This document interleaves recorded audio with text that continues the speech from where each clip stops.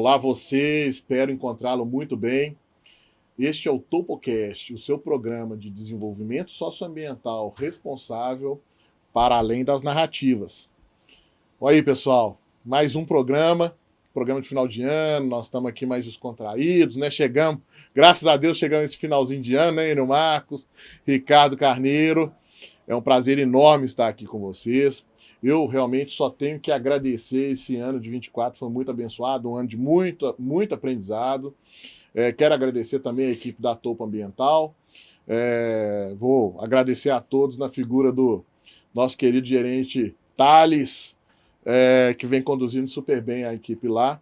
E graças a Deus um ano para a gente comemorar assim e que 25 venha, né, arrebatador. Espero que na empresa de vocês também tenha transcorrido tudo bem. Vamos ter tempo aqui para, enfim, fazer um brinde não alcoólico, né? Porque o momento da gravação desse TopoCast é pela manhã. Mas, enfim, agradecer aos nossos parceiros, aos nossos clientes, né? Sempre muito bom a gente construir.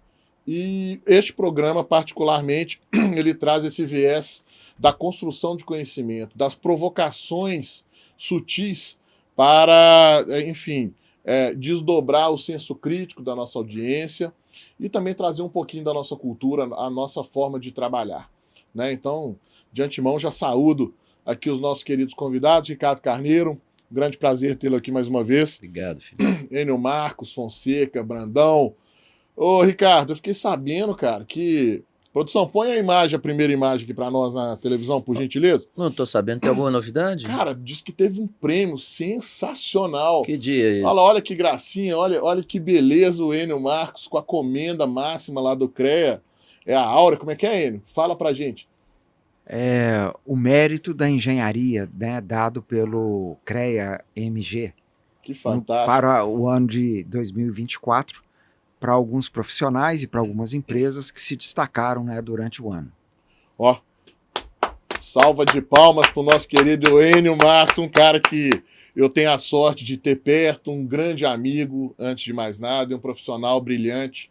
Quero aqui também saudá-lo com esta singela homenagem aqui dentro do TopoCast, mas que traduz muito do nosso sentimento de gratidão por tê-lo como um parceiro, como um profissional sempre presente, alguém que sempre está contribuindo e principalmente nos ajudando a melhorar. Tá? Que você continue trilhando esse caminho de sucesso e que venham muito mais prêmios aí para te brindar, meu caro. Viu? Deus te abençoe sempre. Eu fiquei feliz, né, de ver aqui na abertura do nosso TopoCast, né, essa homenagem à colocação da foto, né, do evento de ontem.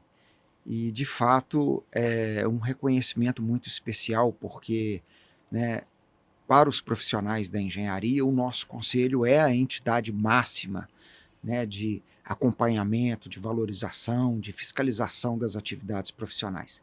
E ser reconhecido, né, pelo CREA nesse evento específico de fim de ano foi muito bacana.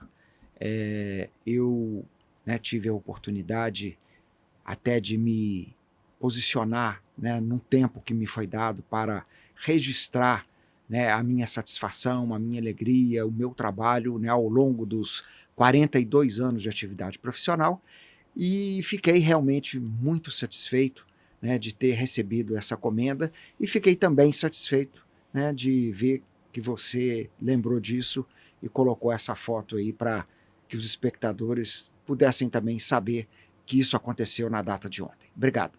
A sua vitória são as nossas vitórias, não é assim, Ricardão? São as nossas vitórias. Eu sempre faço esse reconhecimento. No meu caso, é uma constatação das mais óbvias, mas é sempre importante reiterar. Grande parte do meu desenvolvimento profissional, principalmente com o setor elétrico, eu devo a Enio Marcos Fonseca, viu, Enio? Fazer esse agradecimento público. Ainda quando o Enio era superintendente da CEMIG, eu tive a oportunidade de executar uma série de trabalhos, eventos, palestras que acabaram abrindo a mim e vislumbrando um mundo que de fato eu não conhecia. Então eu faço esse também reconhecimento.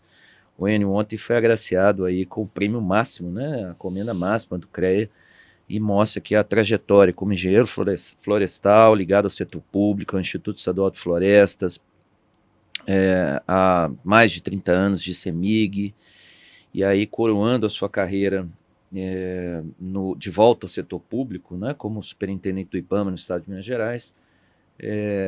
Simplesmente aí acho que trilharam, enfim, o Enio conseguiu trilhar um caminho de absoluto sucesso e que é referência a todos nós. Bom demais. Homenagem feita. Ho, ho, ho é Natal, hein, no Marcos? Ho, ho, ho, Ricardo Carneiro. É Ho, ho, Natal. ho. E aí, vocês estão animados para esse Natal? É uma época doce, né? Há que se dizer que é uma época doce.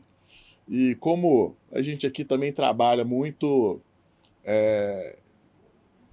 provocando pequenos aspectos do senso comum, que tal a gente trazer uma provocação um pouquinho ácida para a gente poder abrilhantar aqui as nossas discussões? Produção, vou te pedir para colocar a segunda imagem, por gentileza, das luzes. Vocês já viram as luzes de Natal? Essas são as luzes de Paris. Olha que coisa, que maravilha. Você já esteve em Paris esse ano, Enio Marcos? Agora de novembro, quando elas começam para cá, você já teve a oportunidade de estar lá? Não, infelizmente não. Gostaria, viu? O Enio parece que teve lá 2 vezes, né? Não é isso, Enio?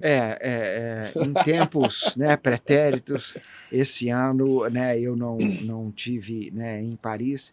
Acho que um momento que vive a capital francesa é um momento que não me estimula muito a revisitar, né, a cidade. Acho que a governança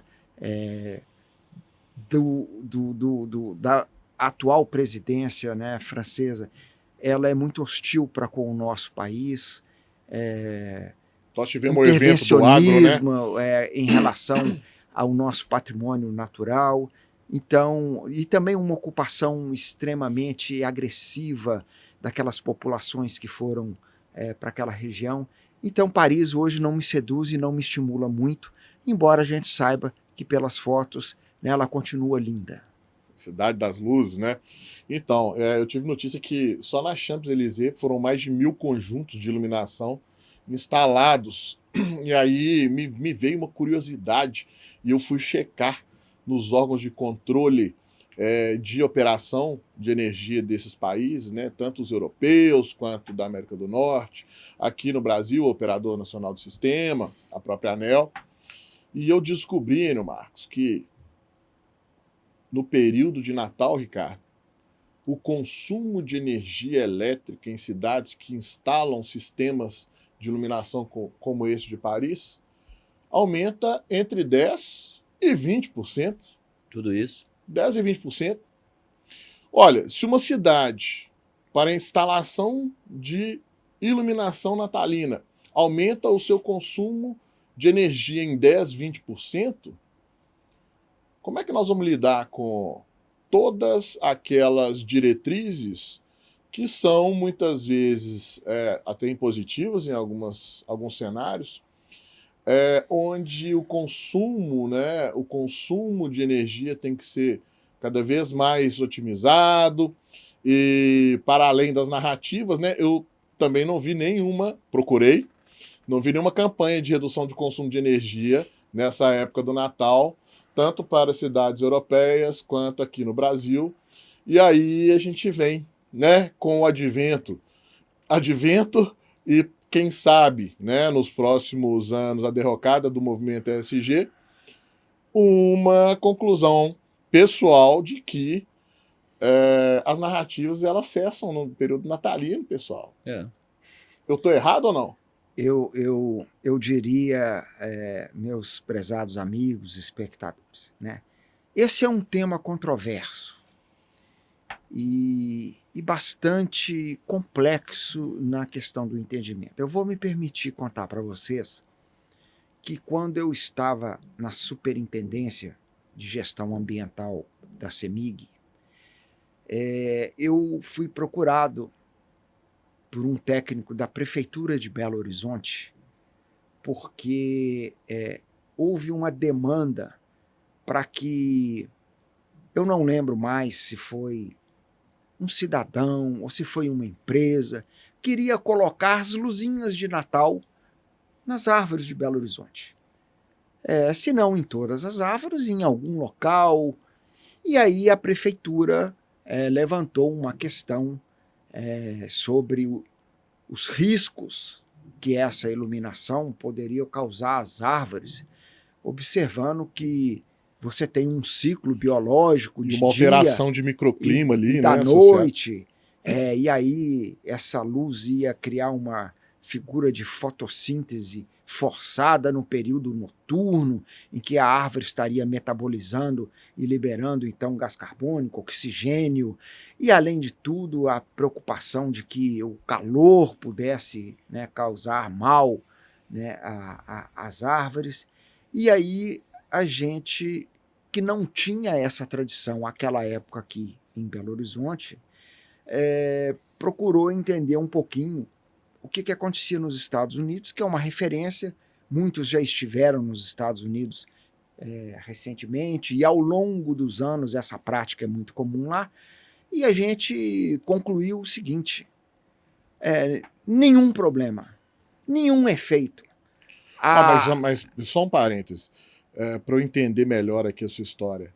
Essas asserções que você se referiu com relação à fisiologia das plantas, das árvores, foram fundamentadas cientificamente ou não? Evidentemente que lá nos Estados Unidos, todos esses aspectos associados a alguma iniciativa, né, são bastante estudados, e a intensidade luminosa, calorífica, é absolutamente insignificante e mal algum faria às árvores, e isso pode ser observado em décadas de utilização desse tipo, né, de iluminação pública natalina exatamente no período festivo.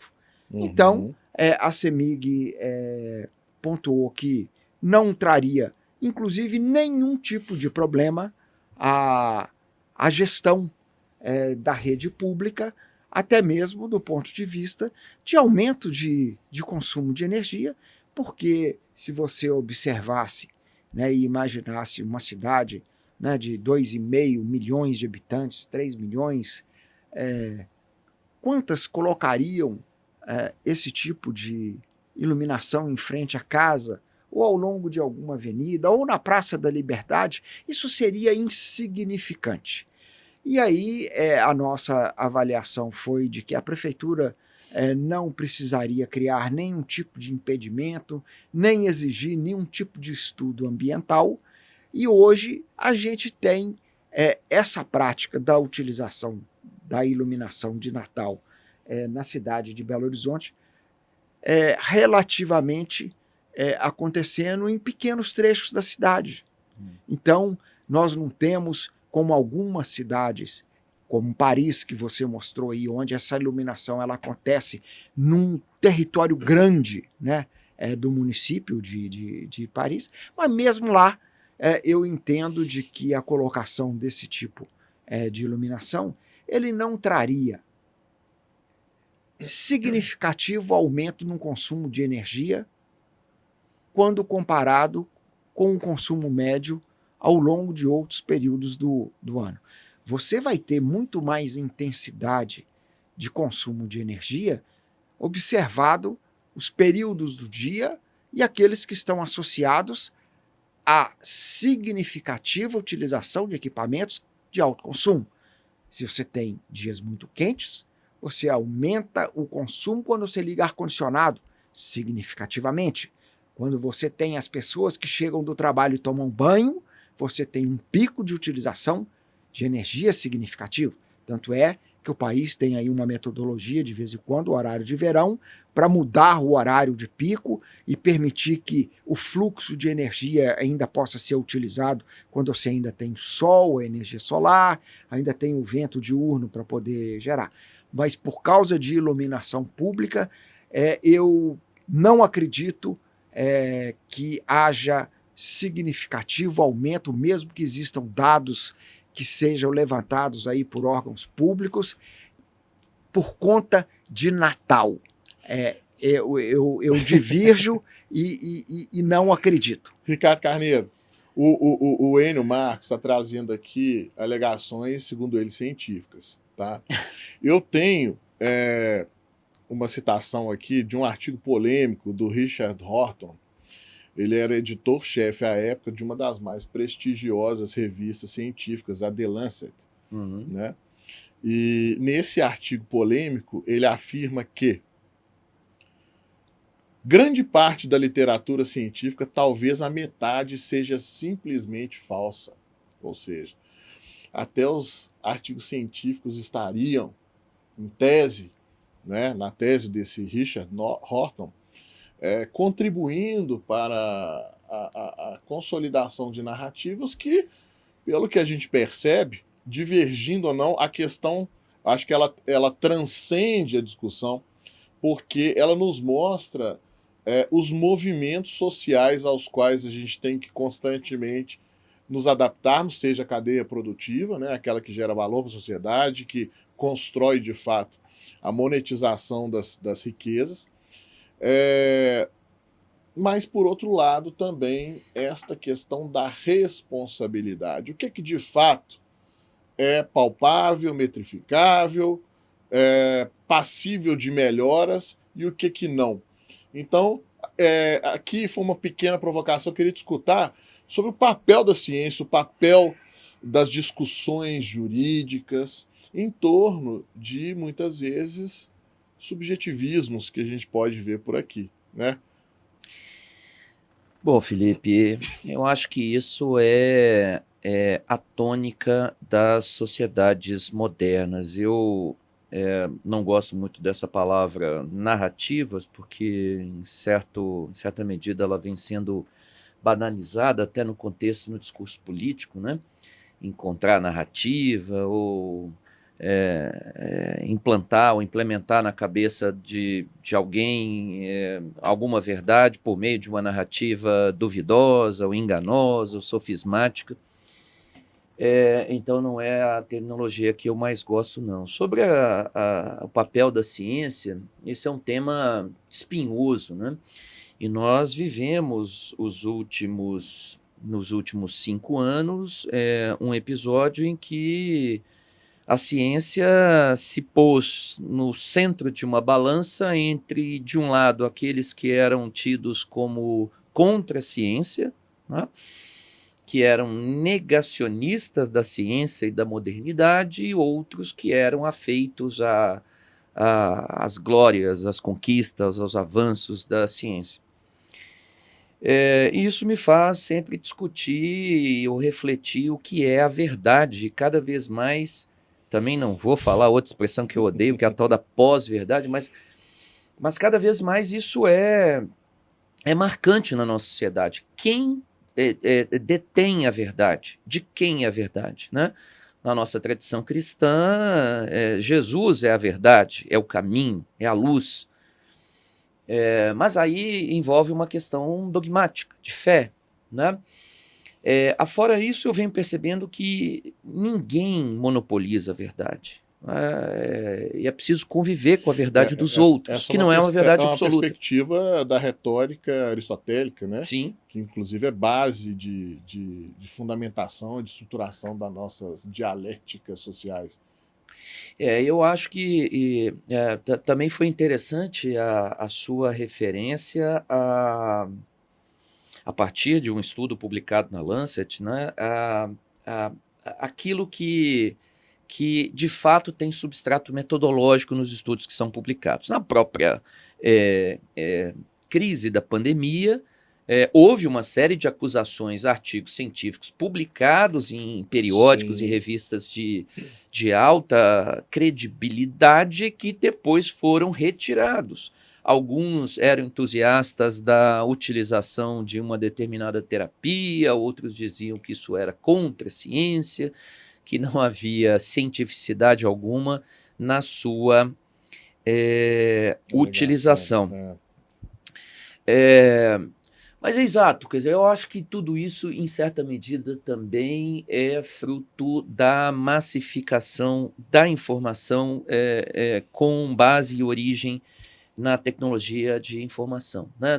Não adianta, eu acho que é uma grande perda de tempo, sem criticar esta ou aquela instituição, tentarmos controlar o conteúdo daquilo que se diz, daquilo que se afirma ser contra-informação, inaugurado por Donald Trump, né, a tal da fake news, porque eu acho que essa é a capacidade que precisa ter, que é filtrar e compreender aquilo que há de conteúdo, para não cair na mesma armadilha, né? Não verdadeiro ou não ou verdadeiro, porque de fato há verdades e inverdades em tudo quanto se enuncia, em tudo quanto se diz, mas de fato ter a capacidade crítica e de formação das próprias convicções, que seja muito mais além, porque esse é o grande problema, né? Que já se fala há muito tempo da diferença entre dado e informação. Nós temos informação que se intensificou de uma maneira avassaladora, né? Antigamente tinha que assistir aquele telejornal da noite, assistir o programa de domingo, ler o jornal, que poucas pessoas tinham tempo, ou liam no trem, no ônibus, né? Mas não deixavam de ler, né? Mas não deixavam de ler. Hoje não, você vai clicando em manchetes, né? Então, se alguém falar que os ETs estão... Bom, parece que estão invadindo mesmo, né? Esses últimos dias, no mínimo, a história está mal contada. Mas se alguém disser que tem ET aí andando na Praça 7 aqui em Belo Horizonte, nossa, meu Deus, o que está acontecendo no mundo? Enfim, as pessoas se ocupam um pouco de investigarem mais além daquilo que a manchete de uma notícia representa. Eu sou muito incomodado mesmo com essas afirmações. Tantos por cento... Eu já ouvi num evento recente, aliás, Enio Marcos estava presente, em que um determinado pesquisador, cientista, até bem conhecido aí no meio científico brasileiro e ligado à climatologia, afirmou que um percentual determinado de mulheres vem perdendo fertilidade em função das mudanças climáticas. Qual a métrica? Sim. Né? Qual a metodologia? Foi feita uma pesquisa com levantamentos em famílias, com histórico. O que é fático e o que é uma narrativa. O que é uma narrativa. E é fácil, né? Na sociedade hoje, se você falar que alguma frase aqui foi falada por um filósofo grego, socrático, você acabou de falar uma... Mas tem um detalhe que eu vejo interessante, até já puxando aqui para o nosso tema do programa de hoje, que são as mudanças climáticas, né? Essa introdução ela é fantástica, porque a perspectiva de cada um já constrói aquela linha de discussão que teremos. E para além dessa discussão, o que eu acho interessante é que divergir ou não é o principal, né? Cada um vai ter o seu insight, a sua verdade, que vai pensar ali daquele ambiente de discussão. O que muitas vezes, e aí vem uma segunda provocação, será que o caminho é a discussão? Será que a nossa sociedade precisa discutir mais? Como discutir? Né? Porque o movimento ESG, não há dúvidas que ele trouxe para mim, uma verdade quase que absoluta, que hoje é indissociável se falar de meio ambiente sem considerar o social atrelado às tomadas de decisão dentro dessa temática. Ou seja, o ESG, esse movimento do ESG, venha ele a se configurar, se consolidar ou não, trouxe esta perspectiva, para mim, muito real. É impossível discutir meio ambiente sem o social atrelado, né? Agora, como fazer isso? Aí é que eu acho que a gente tem muito que evoluir, né? Tem alguns exemplos para trazer, mas até já entrando um pouco na dinâmica do programa, a COP29 foi um exemplo de muita discussão e pouco resultado prático. Eu estou fazendo uma análise equivocada ou não, Enio Marcos? O que nós estamos discutindo aqui hoje, sem sombra de dúvida, é muito rico. Eu me permitiria, né, pontuar uma questão em relação à história da ciência, do especialista. Nós vivenciamos em períodos recentes, né, um conceito que, no meu entendimento, é ditatorial, que é o seguinte: só existe uma ciência E se você não acredita nessa ciência que eu estou dizendo que é a única e que é a boa, você é um negacionista. E isso fere o princípio da ciência, porque a ciência é a pesquisa, a busca, né, E o debate. o teste, o debate sobre razões e argumentos. O dia que você proíbe que a ciência faça essa série de procedimentos, você está matando a ciência, e esse período da pandemia mostrou realmente uma ditadura de conceitos científicos pautada por uma identificação muito preciosa, que é chamada o especialista. O especialista disse. E aí vale, né, um momento atual que é o Donald Trump está comprando uma belíssima briga com os especialistas ao indicar para o seu governo uma série de profissionais que estão colocando de cabelo em pé, os especialistas que estão achando um absurdo a escolha de não um deles. E aí a questão é, mas quem disse que ele é especialista? Eu, que sou par dele, que sou especialista, e ele então é especialista. Ora, se os especialistas formam um aglomerado, né, de iguais, você fica submetido a essa ditadura deles. Mas entendo de que existe mais de uma verdade e que uma sociedade plural ela precisa ter a oportunidade de ouvir diferentes versões das questões que se apresentam. Esse ponto é fundamental. Este ponto é fundamental. O saber científico, ele sempre surgiu por meio das contraposições de teses científicas, uma sobrepondo a outra, contrariando a primeira e assim evoluindo as tendências em torno de um determinado problema que se impõe, né? Quando você tem esse agrupamento de interesses em volta de determinados saberes que são produzidos, determinadas classes de cientistas interessados em determinados problemas, aqui você está eliminando essa capacidade que sempre houve, justamente das interposições, das contraposições, não é isso? Eu queria, então, falar da COP que você, né, lembrou, e aí dizer o seguinte, né? A ONU, há 29, né, anos passados já, ela criou, então, um momento e um evento do qual participam... Só para o nosso ouvinte, a COP é a Conferência das Partes, não é isso?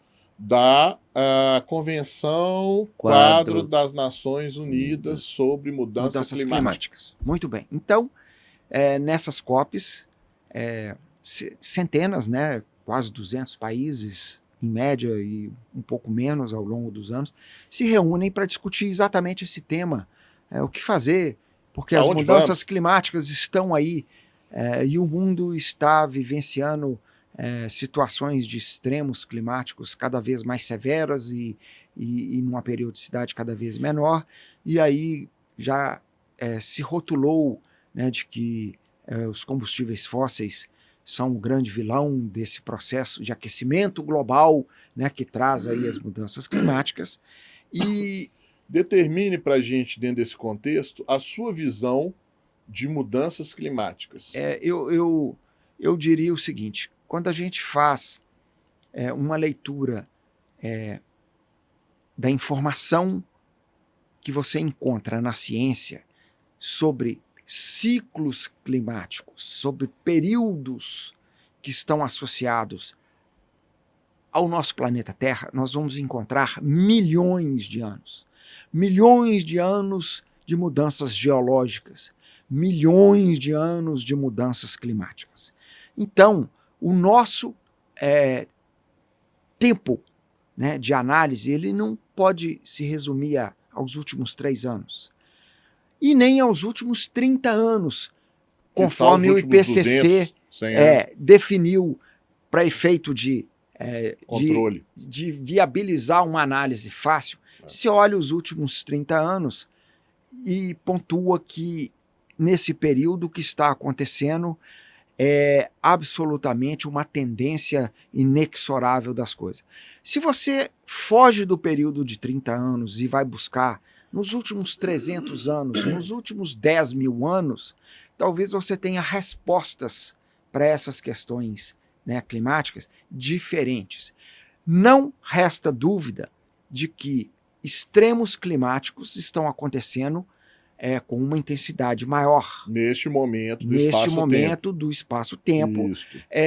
E aí fica fácil para alguns especialistas dizer que a causa fundamental disso está associada à emissão de gases de efeito estufa da fonte, né, primária de geração, né, térmica do petróleo, do carvão, né, e do gás, como a principal causa. E aí todos os esforços têm que ser no sentido de você atacar essa fonte e substituí-la pelas fontes alternativas. No entanto, a complexidade de se fazer isso é muito maior do que simplesmente você falar assim, para com o petróleo.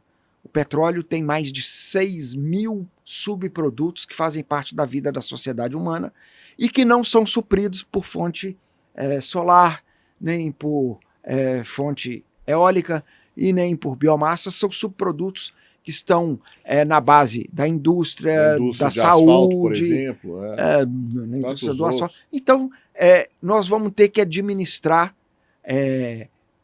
esse processo muito mais do que a data de 2050 que foi dita que vai ser o deadline que você vai ter que emissão zero para o mundo, porque isso vai ser impossível de fazer, até por uma questão lógica.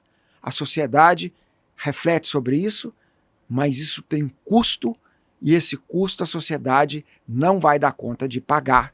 Ela nem sabe qual é o custo. Ricardo Carneiro, pois é, Felipe. O que é mudança climática sob a ótica do nosso querido jurista?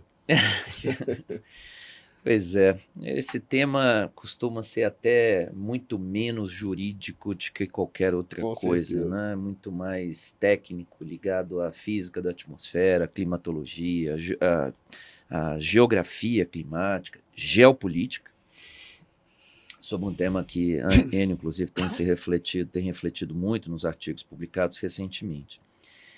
Mas eu costumo dizer que quando a política entra pela porta, a racionalidade sai pela janela, né? E a Covid se tornou... não estou aqui apregoando discurso negacionista nem político, mas a Covid se tornou uma doença política no mundo inteiro. E aqui, Ricardo, só diga de passagem, esse é um programa livre. Sim. Qualquer perspectiva também aceita. E o objetivo é esse, né? Sim. Até dentro dessas premissas que a gente já colocou aí da mas de fato eu não sou, embora um grande amigo que foi servidor com ele, não vou falar o nome dele, ele me qualifica como negacionista da modernidade, alguma coisa relacionada a técnicas de fiscalização ambiental, eu não sou, não. Sim.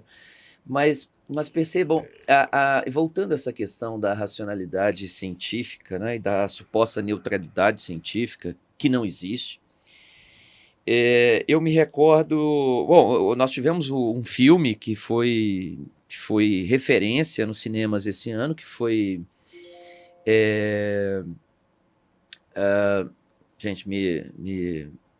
Oppenheimer, né, cientista norte-americano, que foi líder aí enfim, dos estudos e da concentração no deserto, salvo me engano, não sei se no Novo México, né, quando se concentraram recursos e mentes, né, na construção do primeiro artefato explosivo de origem nuclear, né, da fissão nuclear. Na origem, e quem assistir vídeos relacionados a um outro seriado, enfim, né, algo que foi exposto aí, muito premiado, que é Chernobyl, né, até um seriado do HBO em 5 episódios, vale muito a pena, mas na origem a energia nuclear esteve relacionado ao propósito militar, mas logo se descobriram aplicações ligadas à saúde humana, né, a diagnósticos médicos, à geração de energia, inclusive ao saneamento de alimentos, né? Muitos alimentos que nós comemos são irradiados e ninguém tem maiores consequências, porque isso O tudo é feito advém de dentro de um critério. substratos, né, no cultivo que tem origem, inclusive que emitem emissões radiológicas e por aí vai. Né? Exato. As telecomunicações, precisa dizer também, enfim. Mas na época da construção da cidade de Chernobyl e de Pripyat, né, que é a cidade onde os operários da construção e operadores da usina residiam, falava-se muito no átomo do bem. Né? Então, perceba, esse efeito de recorrência na ciência é muito emblemático. Aqueles que se valeram, e houve o alerta de Albert Einstein, né? Aquela célebre frase, como é que a terceira guerra seria lutada, mas a quarta seria com pau e pedra, mas houve aplicação política da tecnologia, do engenho humano que projetou para a fissão nuclear um uso bélico, militar. Eu me recordo aqui de um artigo que li uma vez, fazendo uma reflexão sobre o risco como categoria sociológica sobre a talidomida. Todos aqui se recordam, na década de 60, que era um medicamento utilizado para combater o enjoo das mulheres grávidas e que se mostrou capaz de causar mutação no processo de formação, né, do embrião, a ponto de as crianças nascerem sem pernas, sem braços, enfim, com deficiências físicas notórias. Anos depois, cientistas alemães começaram a aplicar a talidomida no combate, pelo menos na tentativa de combate ao HIV e algumas formas de câncer. Então é isso, não existe a verdade. A verdade decorre dos limites da compreensão científica num determinado momento. O Enio Fonseca provavelmente chegava em casa na década de 70, 80, só podia comer um ovo frito, porque a esposa dele, a mãe dele, falava que era tanto colesterol que mais de um ovo já era um grande risco. A carne com a gordurinha, minha avó dizia isso, meu filho, isso vai direto para o seu coração, entope as suas artérias. Hoje os cardiologistas... Cara, isso é um problema seríssimo. Os cardiologistas, e fiz algumas cirurgias eletivas, né, não foi por necessidade, o cardiologista me fez uma longa preleção em forma de censura porque eu estava tomando estatina. Ele falou assim, mas o cardiologista não pode falar isso? O cardiologista tem que dizer para controlar o colesterol. Eu falei, meu filho, colesterol é uma gordura que é fabricada pelo seu corpo. Todo o seu equilíbrio hormonal depende do colesterol. Inclusive os hormônios que estimulam a libido, a sexualidade humana do homem ou da mulher. Mas não, nós compreendemos que o colesterol é uma coisa que vem de fora, vem do alimento, vem do ovo, vem da carne, não está dentro, não, ele é um mal que vem. Então, a narrativa gera isso. A narrativa da esposa, da mãe, da avó, não coma isso porque os médicos já provaram que mata. Com relação à estatina, eu estava lendo um estudo, recentíssimo esse estudo, eu li tem uns 2 dias, associando o consumo de estatinas, derivados de estatina para controle de colesterol, a casos de demência nos últimos 20, 30 anos nos Estados Unidos. Hoje existe uma força-tarefa científica justamente para investigar a veracidade dessa hipótese. E lá as investigações costumam ser levadas a sério, né? Sobretudo em termos estatísticos. Mas eu mencionava esse cientista, também prefiro não nomeá-lo, porque o objetivo não é fazer qualquer tipo de crítica, porque estão excluídos do debate sobre o tema mudanças climáticas aqueles que, mesmo no âmbito e no meio acadêmico e científico brasileiros, divergem. Me recordo aqui do professor Luiz Carlos Molion, que eu acho que era da universidade, já aposentado, mas um homem muito respeitado no meio da climatologia, inclusive apoiando aí as previsões climáticas para o agronegócio, salvo me engano, da Universidade Federal do Rio Grande do Norte, e o professor Ricardo Felício, da USP, doutor e pós-doutor em climatologia, é um climatólogo, enfim, fez doutorado em geografia climática. Não importa, não precisa acreditar na compreensão ou na explicação que eles têm, ou na verdade que eles professam.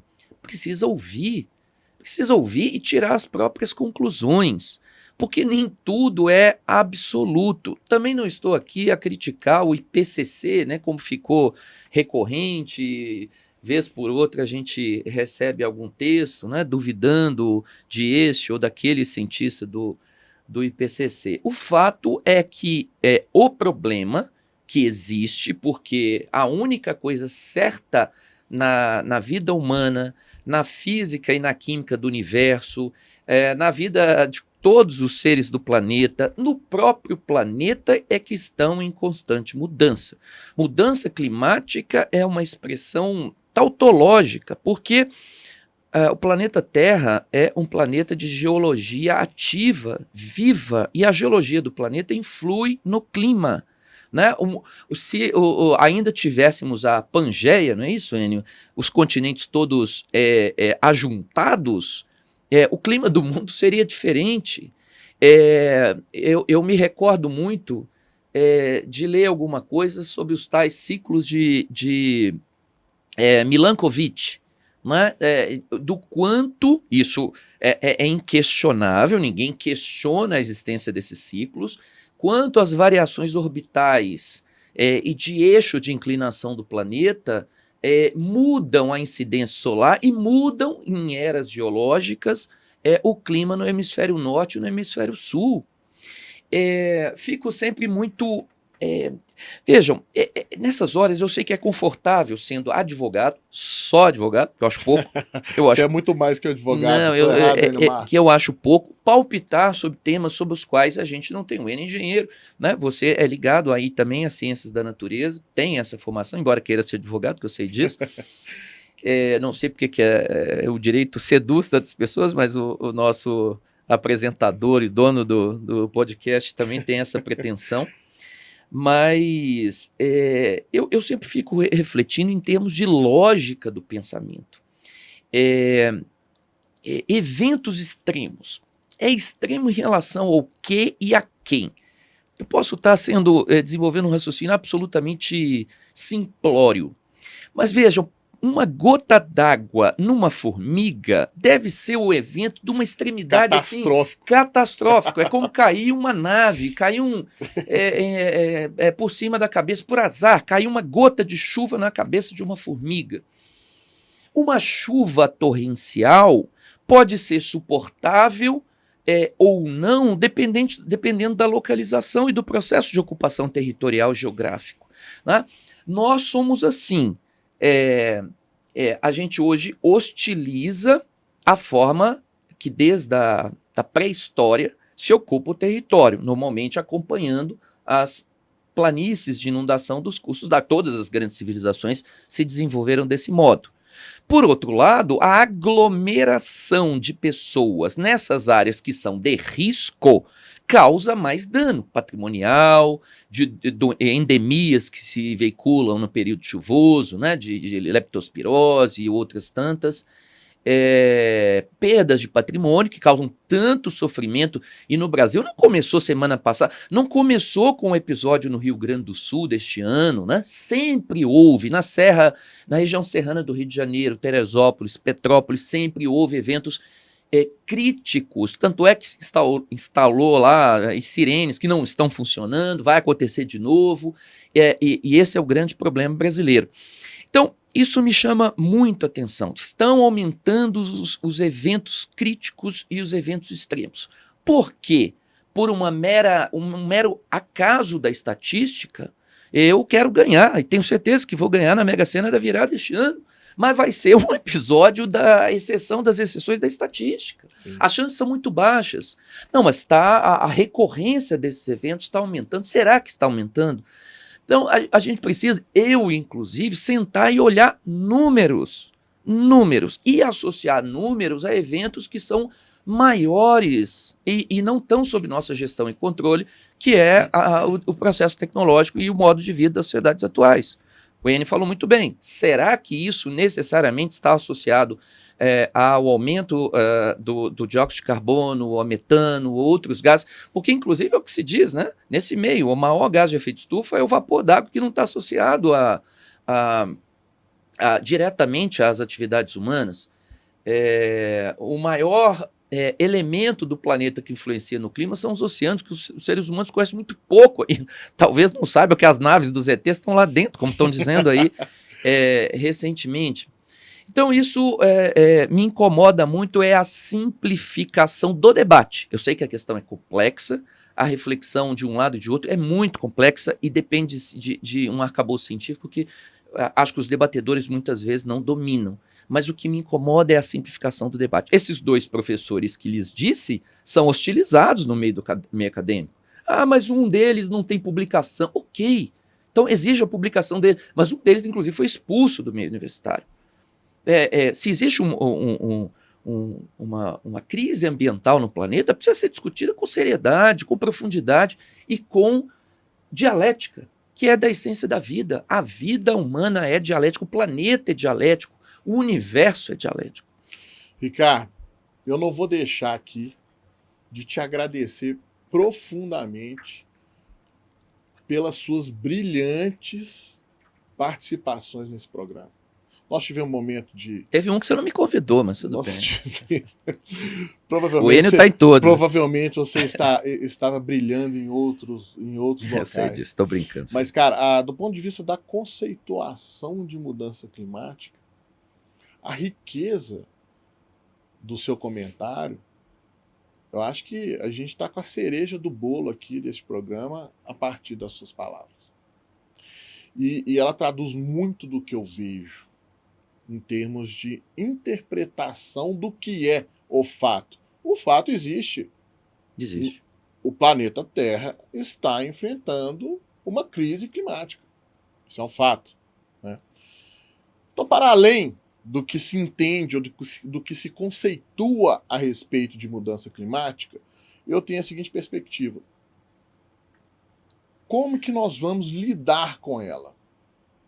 Refutando o fato? Não. A gente tem que consensualizar o seguinte. Nos últimos 200 anos, nós consumimos grande parte de recursos naturais. Isso é um fato. Nos últimos 200 anos, a partir da Revolução Industrial, consumimos um volume de recursos naturais muito grande. Esta é a causa da nossa crise climática? Eu acredito que não. Eu acho que existem vários outros aspectos que não estão, como você bem colocou, resumidos numa matriz para que a gente possa, então, dar peso, correlacioná-los, trazer um balizamento de um entendimento maior para o que é a causa. Agora, para além desse entendimento, como lidar com isso? E aí eu quero passar para essa parte final do programa no sentido seguinte. O que eu entendo que devemos fazer do ponto de vista de atacar a crise climática? Talvez não seja atacar a crise climática, talvez seja nos adaptarmos a essa crise climática. Seja a cadeia produtiva, os negócios, as atividades, né, que se estabelece hoje na nossa sociedade vão ter que passar por uma fase de adaptação. Então, no curtíssimo prazo, temos que lidar com essa nova realidade. Estamos enfrentando uma crise climática. Isso traz também uma outra perspectiva, que é o seguinte: para que tomar ações que estejam, vamos falar aqui, sob o clichê do ESG? que não existe, né? Não é de hoje que ele vem. O ESG, o conceito já existe há muito tempo. Então, as ações em prol do meio ambiente podem ser tomadas? Podem, devem, porque é nosso papel cuidar deste ambiente, cuidar do planeta para a nossa geração e para gerações futuras. Então, esse é um argumento, na minha visão, lógico, né? Agora, curtíssimo prazo para a mudança climática é adaptação. Acho que a palavra, pelo menos na minha perspectiva, é de adaptação. O que vocês acham a respeito disso, hein? Por favor. Dando, né, continuidade a esse processo de reflexão muito rico aqui do nosso Topocast, eu diria o seguinte, em Baku, na 29ª, né, COP, havia um pleito, né, de um conjunto enorme de países, principalmente aqueles que se dizem mais afetados aí pelas mudanças climáticas, que pleitearam a alocação de 1,3, né, trilhões de dólares por ano, né, como um dinheiro a ser colocado para todo o planeta, né, se utilizar dele para medidas associadas à história da mudança climática. Antes, o primeiro acordo falava em 100 bilhões por ano, que alguns dizem que nunca foi cumprido, e outros, principalmente aqueles que chegaram a ofertar esse tipo de recurso, ou em doação ou em empréstimo, apresentam dados de que sim, foi cumprido, mas 100 bilhões era um primeiro valor e, ao final das contas, o novo desenho é 300 bilhões de compromisso dos países poderem se valer dele. Em quantos anos? Por ano. Por ano. Por ano. O desenho ele é complexo porque não se trata de uma doação do país rico, que sempre emitiu e é o grande, né, causador das grandes emissões de gás de efeito estufa, doando para aquele país que está precisando. Vai poder existir empréstimo, e aí conceitos de empréstimo que você tem que pagar entram nessa conta, mas então você fala, peraí que pode não ser, né, um dinheiro entregue de maneira tão fácil. Mas você falou, Felipe, a palavra que, no nosso entendimento, é a prioridade de ação.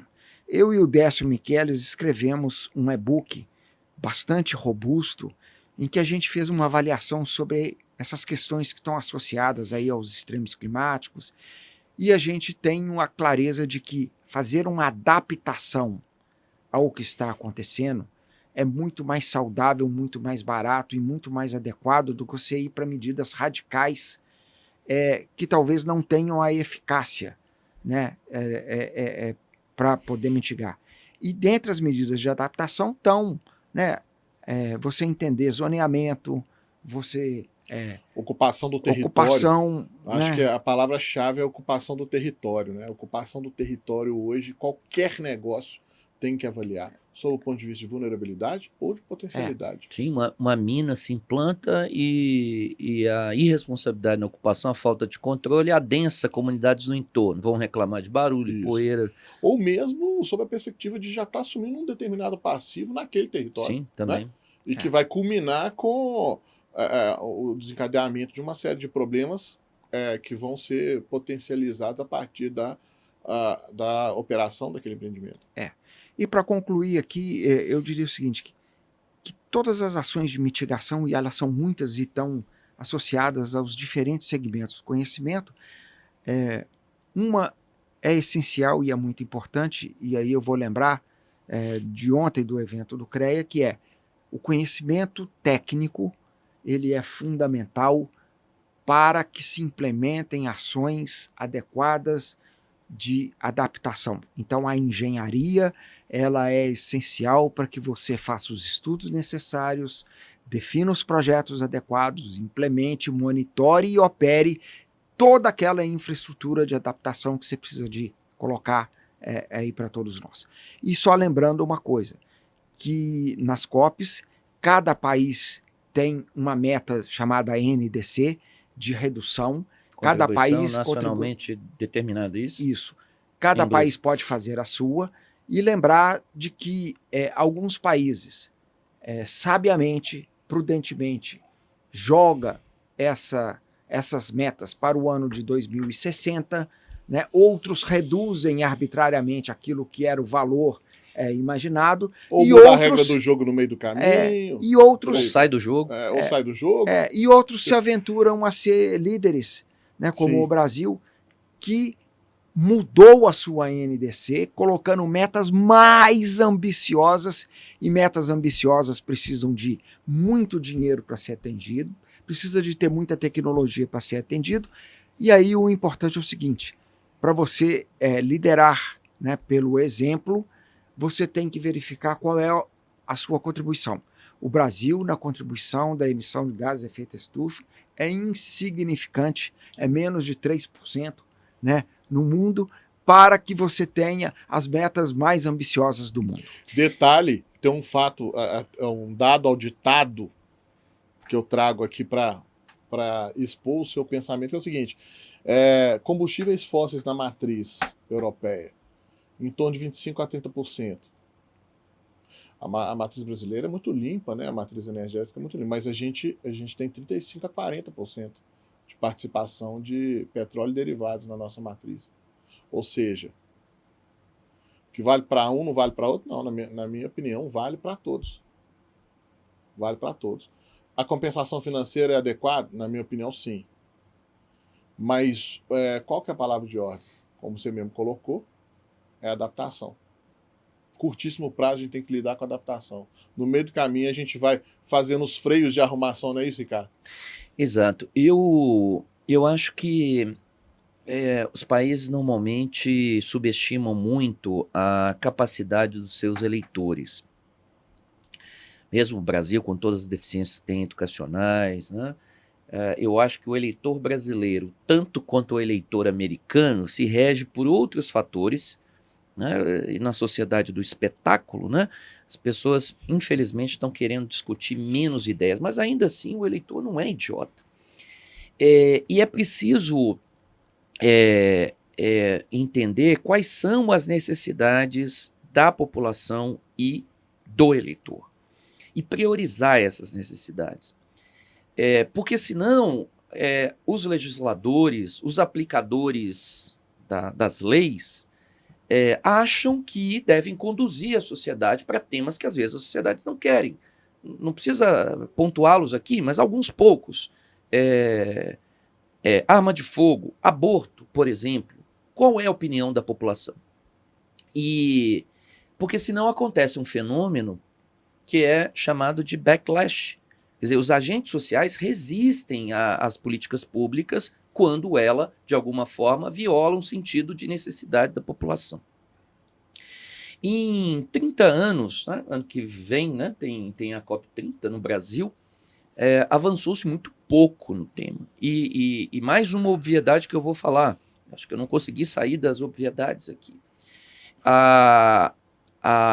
Custos elevados e efeitos de longo prazo, que agora, inclusive, toda a sociedade, a mídia em particular, tenta dizer que os efeitos já estão aí, né? Por isso todo o destaque na mídia, porque na minha infância, fritar ovo no asfalto em Ipanema era o verão bombando. Agora seria uma manifestação inequívoca da mudança climática. De novo, sem desacreditar o tema, conforme o problema existe. Mas os resultados são muito pífios, os resultados são pequenos, porque as pessoas ainda não perceberam a dimensão do problema nas suas vidas diárias.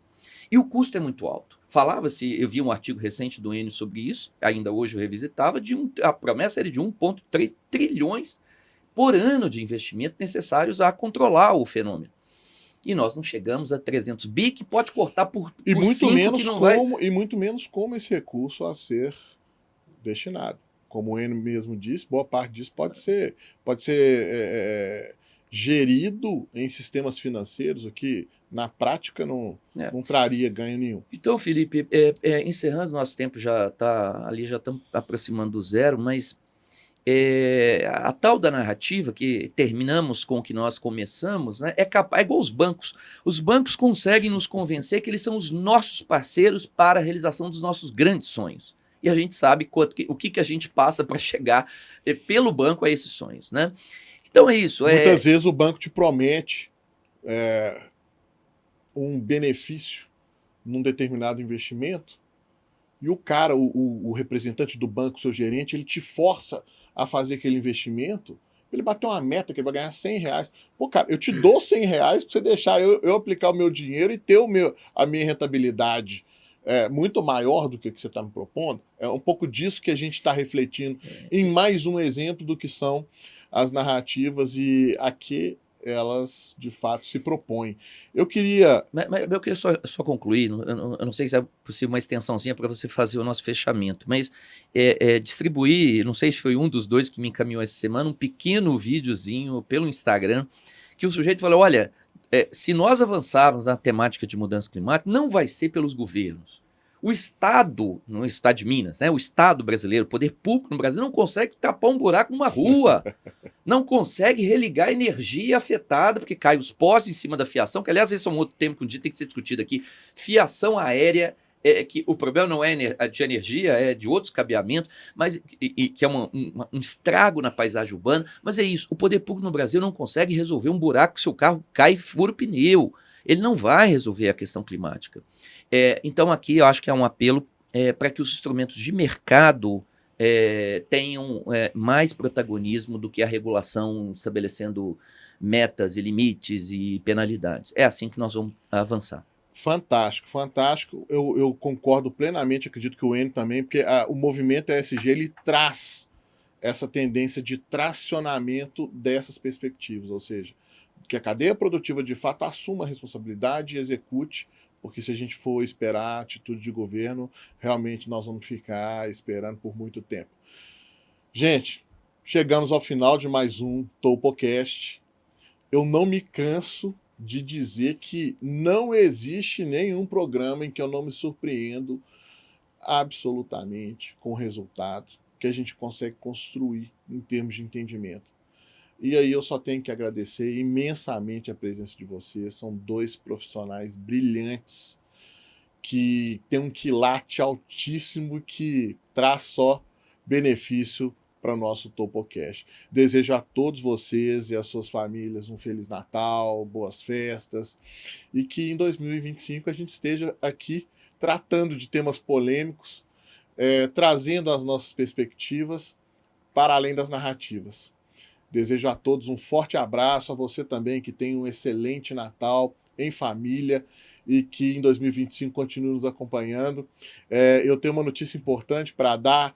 Os shortcuts que a gente vem lançando desse programa estão atingindo números de visualizações altíssimos. Nós vamos publicar esses resultados nas nossas redes sociais. Não deixe de acompanhar e até o próximo TopoCast. Um forte abraço e até lá.